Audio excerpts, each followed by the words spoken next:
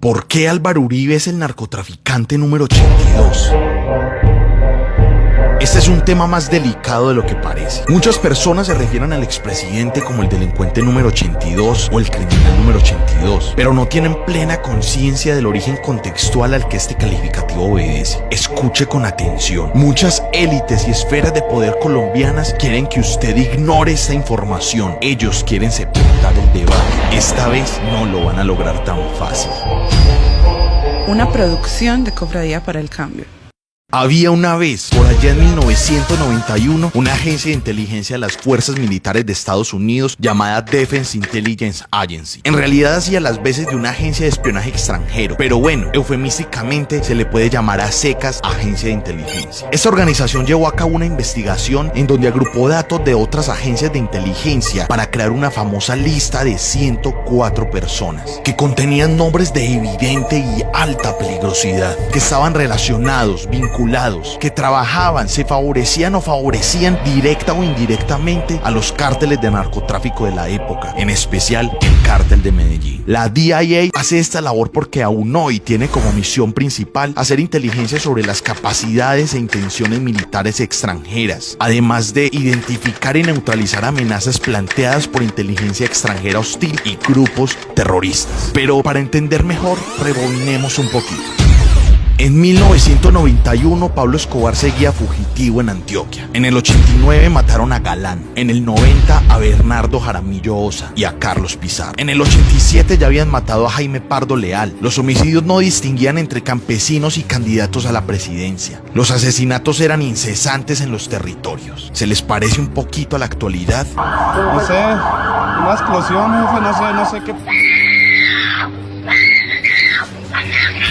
Entre el periodo de 1986 y 1990 fueron asesinados 4 candidatos a la presidencia de Colombia, una de las más ensangrentadas campañas políticas de nuestra historia. El gobierno de Virgilio Barco dejó un saldo de 13.635 víctimas, nada más por causas relacionadas con el conflicto social y político del país. La presidencia de Gaviria del 90 al 94 fue peor. Dejó una vergüenza de 14.856 muertes violentas relacionadas con el conflicto social y político. El partido de la UP fue exterminado.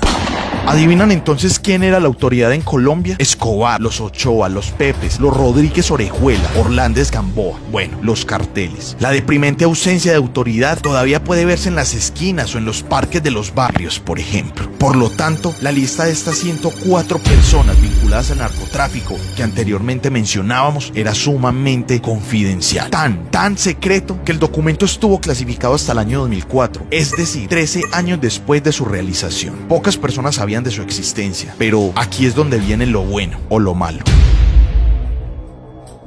Para cuando desclasificaron estos documentos, más del 80% de las personas allá anotadas ya habían terminado en prisión o habían sido dadas de baja por precisamente los nexos con el narcotráfico que la investigación señalaba. La DIA no contaba con que el señalado número 82, después de 13 años, era el único hombre que figuraba como presidente de un país fuertemente permeado por el narcotráfico. ¿Ya se imaginan quién es el personaje número 82 de la lista? Nada más y nada menos que Álvaro Uribe. La situación se torna preocupante si tenemos en cuenta que en el listado también figuran narcotraficantes de talla mundial como Pablo Escobar, quien es el número 79. Está John Jairo Velázquez alias Popeye, quien es el número 1. También hay personas como Manuel Noriega en el número 66. Hay decenas de sicarios del cártel de Cali de Medellín y así 104 personas, siendo Uribe el número 82. El inicio del informe sentencia lo siguiente. Este reporte ofrece información sobre los narcotraficantes colombianos más importantes, contratados por los cárteles para seguridad, transporte, distribución, cobro y ejecución de operaciones de narcóticos, tanto en Estados Unidos como en Colombia. El documento dice textualmente que Uribe estaba dedicado a colaborar y que trabajaba para y con el cartel de Medellín a altos niveles gubernamentales. Dice que fue amigo de Pablo Escobar y participó en su campaña política. La investigación afirma además que Uribe fue vinculado a negocios que están conectados con actividades de narcotráfico en Estados Unidos. El documento dice también que su padre fue asesinado por sus relaciones con los narcotraficantes.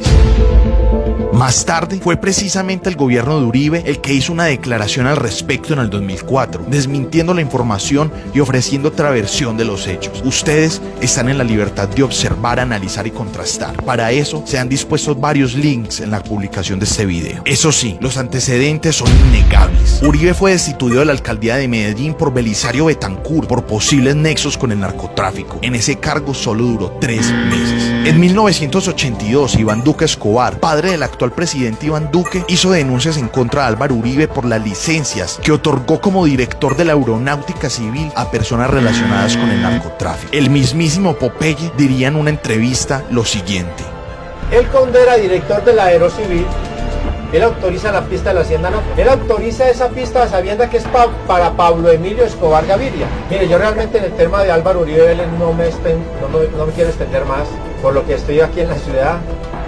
Álvaro Uribe Vélez es el dueño de esta ciudad. ¿Cómo podemos entonces desvirtuar la posición de la Defense Intelligence Agency? Recuerden siempre contrastar la información y corroborar por sí mismo los datos aquí brindados. El conocimiento nos hará libres. Comparte este video y únete al movimiento del cambio. Una producción de Cofradía para el Cambio.